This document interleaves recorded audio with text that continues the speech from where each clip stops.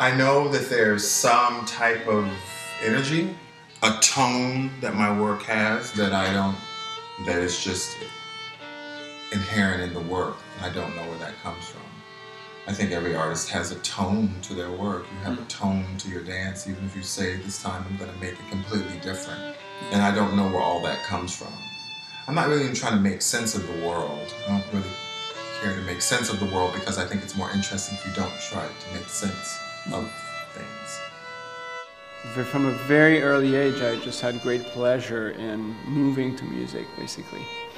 And exploring all the ways that you can enjoy movement. That's been the kind of this big source of joy, basically.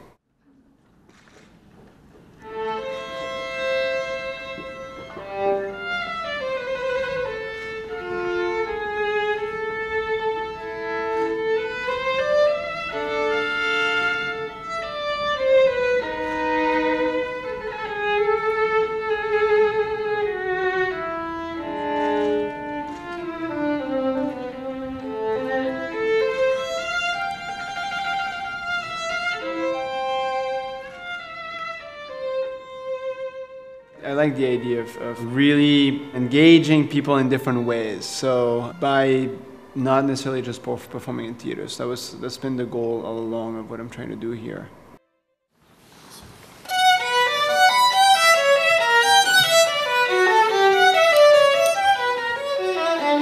To go back to think about why I started, moving and dancing in the first place, partly was definitely my upbringing in Senegal in Africa, where I grew up with neighbors who were drummers, and my mom was teaching dance, and I was a kid that I think had was physical in the first place. I think dance is something that exists in every culture, and there's simply a sense of exhilaration of moving to music.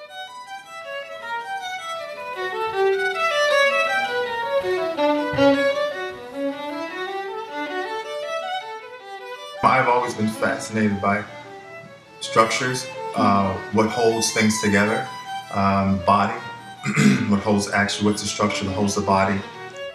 Dance can be, just simply watching, people crossing to get on their train. I mean, that's patterns. There's a sense of choreography, or the way people interact on the street.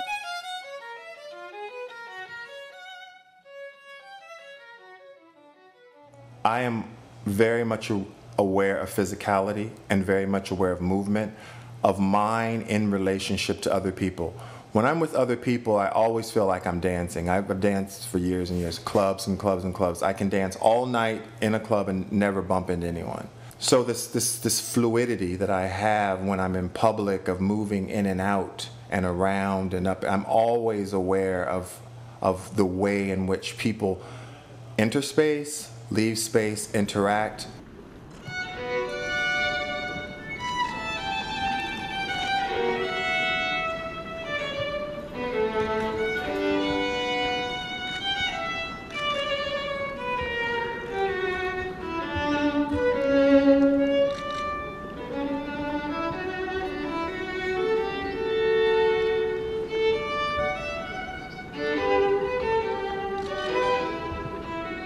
I wanted to give people an insight to his work by choosing things from the interviews that I could sort of illustrate with dance.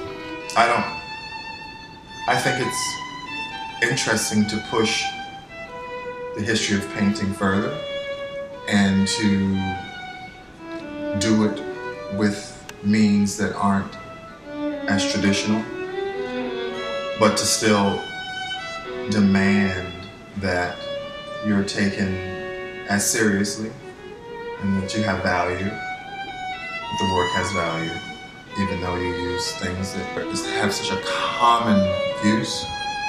There's a commonness and the opposite of that is always the singular, the rarefied, the mass versus the leader. I think it's always fascinating to think about all these elements that make up, what we express today, that are not conscious necessarily at all, and that are just you know, part of all these things that have affected us over the years or that interest us.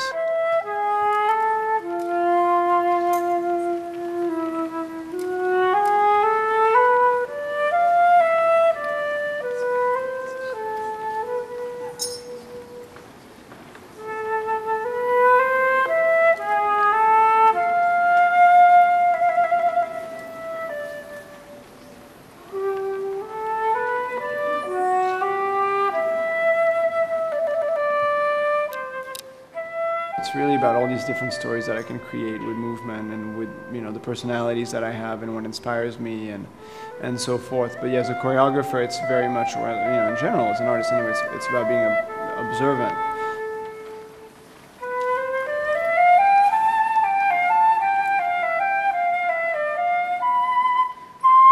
I like the immediate relationships in the world. That's always fun. But I assume that as soon as we leave this immediate relationship that it'll be like a vapor. It's like an alchemy of patterns and social, the social fabric. People is what interests me, and the dancers that I have in front of me, it's always, my pieces are about people.